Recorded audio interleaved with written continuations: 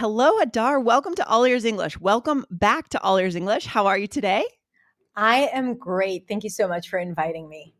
It's good to see you. Good to be on the microphone with you. I want to take a minute to introduce you to our audience. So, listeners, today I have Hadar Shemesh on the show. Hadar is an online entrepreneur, teacher, and content creator with over 1 million followers across all platforms. Her mission is to make English communication simple, effective, and clear for speakers of English as a second language. Hadar and her team serve thousands of students from around the world in her online courses and programs. Welcome again, Hadar. Last time we chatted, it was back in 2020, episode 1447. Do you remember that one? Absolutely. Yeah.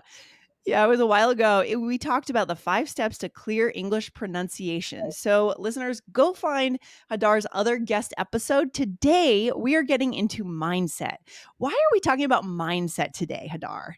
Oh, I think mindset is so incredibly important when it comes to achieving anything, really, but definitely when it comes to learning a second language and definitely speaking a second language, because basically mindset is everything that goes through your head while learning, Mhm. while speaking, before speaking, and after speaking.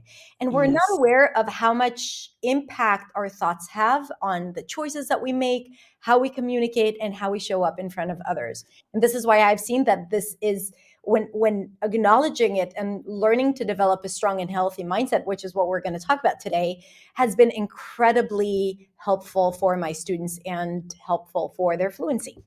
Yeah, mindset is huge. Do you find that in our English learning industry worldwide, mindset is underestimated, or what do people usually think when you remind them we have to address mindset as well as the nuts and bolts of English? Right. That's a good question because usually people say, yeah, yeah, yeah. Like the Right. tendency, like all of that is nice and pretty, but really like teach me more vocabulary, teach me Sure. better pronunciation.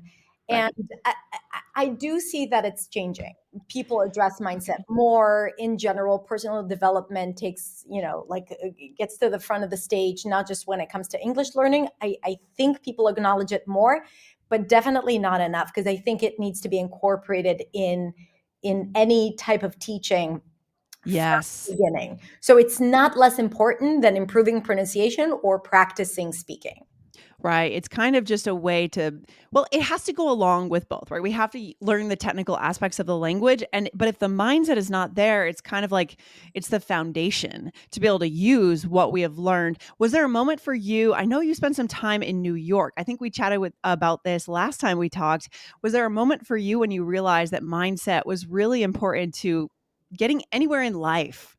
Oh, I'm so glad that you asked this because I wanted to say that the reason why I started incorporating mindset into my teaching was when I had to go through a huge transformation in my business, right, as a business owner, but also as a speaker of English as a second language, communicating publicly. So there was a point where I felt really stuck in my business. I felt like I was working really hard and not seeing Yeah. results.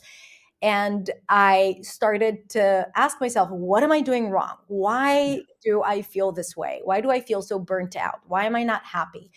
And I started exploring content online, and I've learned about thought work, which is mindset work, which is what we're going to Okay. talk about, and personal development. And I started reading all these books and listening to podcasts. Yeah. Simply by changing my thoughts, I saw my life completely changing. My business Amazing. was changing. It started growing. I showed up more confidently and I started my podcast. Before that, I only had a YouTube channel. I was afraid to Okay. start a podcast because I was like, Really yeah, interesting.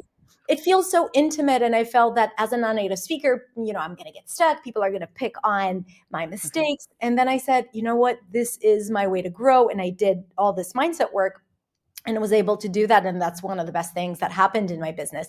So I said, okay, if that happened to me, how can I use that experience and teach it to my students and see if they can make changes in how they approach English learning and English speaking? I love that. That is so good. It's so true that in life for everyone, for our listeners, our students, our audience, for us ourselves, there are certain things that it seems like the hardest thing to do is actually what we have to do. But in order to walk right through that, we have to cultivate that mindset beforehand and be doing that ongoing. Right, Hadar? I love it. Okay. Absolutely. All right. So I'm excited to get into your tips. So, Hadar, today you have 3 tips to help us develop a healthy and powerful mindset. And I'm excited because on All Ears English, we don't usually address this directly. We kind of bake it more into our episodes. Our philosophy is human connection, connection, not perfection. But I'm excited to go at it directly and get some advice from you, Hadar. So, where do we start with your first tip here? Okay, so my first tip would be to acknowledge and identify limiting beliefs and Yes. to reframe them. So really, like, connection, not perfection, is the outcome of the Yeah. work that I want your listeners to start doing. Yeah. Because sometimes we look at our reality and our life and we take it as it is, right? We think that what we see around us, let's say, oh, I'm not talented in learning languages, or English is really hard, and we look at it and we say, this is, these are facts. Yeah. This is Yeah. what life is. This is what English is. English is Right. hard or tricky or confusing, or it's draining, or it's hard for me because I'm not talented. And what if, you started noticing that it's not necessarily the reality? These are not circumstances, because for someone else, that may not be the case. And if it's not the case for someone else, maybe it doesn't have to be the case for you. So as we grow up and as we are, we live our lives in the world, we start collecting beliefs, right? And a Yeah. belief is not a reality. It's something that we think is real, but it's still a. Mm-hmm. So I want to recognize that sometimes if we have a thought and that thought is limiting our full potential, Mm-hmm. it's possible to change that thought. So for example, Yeah. really, like, someone who really feels that they're struggling with their fluency because they have a belief that is, English is hard for me, or I'm just not Right. talented in learning languages, or I'm not a native speaker, I will never be able to speak fluently, or I Yes. don't live in an English speaking country and this is why I cannot progress. uh, Yes. if I make mistakes, people are going to make fun of me. If I get stuck, I'm going to waste Mhm. time. So we have these things that we carry with us all the time. And Yep. and what if those thoughts, were different thoughts? Because ultimately, when you have a negative thought, it leads to a certain emotion. And when you feel a certain way, you're likely to do things or not do things. And sometimes all we need to do is to recognize that it's just a thought and to see if we can balance it with a thought that does help us. So if I make mistakes, people are going to Mhm. make fun of me. Let's say that's your limiting belief. What if Mhm. you change it to, what I have to say is important and my voice, Yes. right? And Oh, I love that. right. And like, it's sometimes it's not, it's easier said than done, but Sure. you can only think one thought at a time. So Yeah. working on replacing a thought that is limiting you to a thought that is motivating you and making you excited about the work is everything. Yeah, I think that's a really key point what you just said. I've never actually thought about that. You can only think one thought at a time. So with diligent work and really focusing on this, we can swap. And the power of that is going to be incredible. We don't really realize kind of the micro changes that we create in our environment based on those thoughts. The Yeah. other piece that came to mind based on what you just said, Hadar, is that sometimes we've inherited our parents' thoughts, our family, our partner's thoughts, and that's not fair, right? We're not questioning that, right? Everyone has their own orientation to the world. So as a first step, to start and think, do I really think this? Or does someone else think this? Yes. Right? I love that. Yeah. Yeah.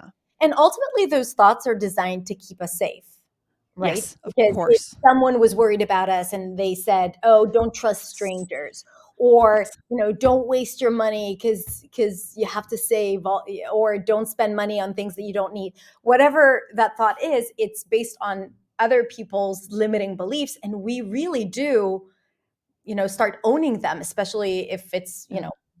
our parents or our teachers, or and also, like, sometimes it could be an experience. If your third grade teacher made fun of you Oh, yeah. in class and you felt humiliated, you will Right. keep it with you as an adult, and you would not speak because you wouldn't want to have that experience again. Isn't that incredible that our experiences in third grade could affect our adult career? It's amazing. It's I know amazing. That's why, the stories I hear, yeah, that's why I think it's so important what we're talking about today. I love it. So the idea is identify them. And now let's go into your second tip. So we're talking about one phrase that we can, I'm really curious what this phrase is. It's so simple. So every time you recognize a thought, because this work is really all about awareness. Yeah. When you recognize a thought, all you need to do is ask yourself, so what? Okay. So let me Yes. explain. Let's say you have a work meeting and Hmm. you want to say something, but you're afraid that you're not going to be able to say it properly or that you're going to make mistakes. And that's the thought. And immediately what happens is that you avoid speaking. Right. So I want you to recognize it and to become aware of this thought and then ask yourself, so what? Right. If I will speak and make mistakes. So what? People and Yeah. see what comes up. People are going to think that my English is not good enough. So Yeah. what? I'm going to feel not good enough. So what? Yes. I'm going to feel humiliated. So what? I'm going to avoid speaking, right? So what? Like what Yeah. happens? And then who's paying the price ultimately? Like the impact of your thoughts, they never really impact other people. We are so Mm. used to operating, um, like or working so hard to make other people happy and to please Sure. people and to make sure that they don't feel uncomfortable and they don't feel, or they don't criticize you or they don't judge you. But so what? So what if someone thinks that you are not, you're making mistakes? So what if you're wasting someone's time because you got stuck? Or Yes. what if you feel humiliated? How is that going to impact everything in your life? But Yeah. the thing, if you don't speak, what would happen, right? What would be the outcome of you not speaking? You won't So hear what? your opinion. You would feel like you're not worthy. If you don't, you won't Hmm. progress or advance at work. If Hmm. you always look at the outcome of the two options, one option is to operate based um, on that negative thought, right? Yep. One Yep. option on what if you did things differently, and then Hmm. see what the outcome would be, right? So I start love it. asking yourself, like, by using this phrase, see where that goes, and then make a decision. What are you going to choose? So powerful. Such a simple phrase, Hadar, but so incredibly powerful. And it's a really good point that we spend so much time making sure we're treating people with respect in our world, but are we spending that same time respecting ourselves Yeah, based on what we're saying and what we're hearing ourselves saying? And then our behavior is reflected in that. This is also really useful as a business owner, right? You're a business owner as well. I like the idea of using this, right? If I try this and it fails, so what? What will be the status of my company at that point? Will it really be as bad as I think? No, of right. course not. Yeah, Right. So this can be applied for our listeners, not just in English learning, but in anything we're trying to do, any kind of risk that could have fantastic benefits down the road, but we're scared. Right. yeah, exactly. Yeah. I love that. Okay. So, for our listeners, guys, write that down. So what? Every time you hear yourself holding back, questioning what you're about to say, or just choosing not to participate, or going to say something and you're worried about making a mistake, say to yourself, so what? What if I do make this mistake? So what? So good. What would be the third tip that you have for us today, Hadar? So the third tip is taking daily action to build a strong and healthy mindset. So, I'm going to give you some suggestions on what you can do daily to work Yes. on your mindset. So, the first thing would be to write a gratitude list. A lot of times people are very resentful of their English and their journey, and they're so, this is not Ah, enough and I haven't progressed enough. I'm not where I should be. All that is okay. And sometimes it's even good because it pushes you to work harder and to kind of like sure. strive for more. But it's also destructive because then Mhm. you are constantly in this state of, like resentment towards yourself Right. and towards English. So you need to take time during the day to recognize the the the things that do work for you.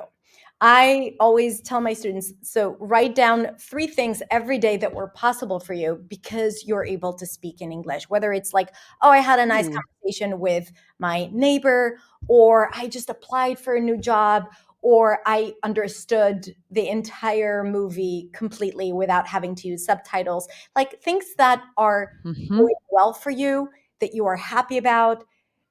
Because again, we Yes. always count all our faults, but we never acknowledge our Correct. small wins. So be grateful for that. Be grateful for what's possible for you. And generating that positive energy in your day to day when it comes to English, it's something that most students are lacking. And I think that we need to actively incorporate that into our daily lives. Yeah. Do you think that that's something that is learned by our listeners younger in life, in school, where it's always about kind of the gaps or what's missing, or so much more we have to learn? We should be so much better. Or is this is just the human condition, always Well, seeing our gaps? I think it absolutely has to do with the way English is taught in schools, Yes. because to be able to evaluate people, they're they invented the grading system, and Yes. there's right and wrong, because otherwise they wouldn't be able to tell students or parents or the board of education if someone is doing well. But language is a lot more Correct. fluid. It's not binary. It's not always this or that. Sometimes you can say the same thing in different ways. Sometimes you can Yes. different tenses to say the same thing. So we are brought up thinking, or especially if you learn English as a second language, that A, there's only one way to say it right, and B, if you get Right. it wrong, you'll be punished because you lose points, Yes. and you have to repeat Yes. the course. And that is not a healthy experience, you know, Correct. language learning or speaking experience. And we need to acknowledge that. Like it really messed us up. Yeah. It's really exactly the wrong approach, right? It's not like Very math, close. right? With math, there's a correct answer. There's always a correct answer when you're doing math problems, studying science. But the reality is with English and with any language, you can reach a fantastic outcome, maybe an even better outcome, even if you're incorrect with your English Yeah. than if you're perfectly correct, right? I find that fascinating. That's what we're Mistake saying here. perfection. The gratitude piece is fantastic, Hadar, because I mean, I have a gratitude journal personally, and I use it more, not as much for a language learning journal, but just to remember how thankful I am for what I have in my life. Every night before I go to bed, I write down 3 things, and it totally it creates little shifts in my perspective.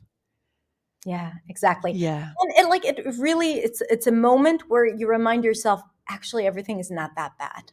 You know, correct. I love that. let's Yeah.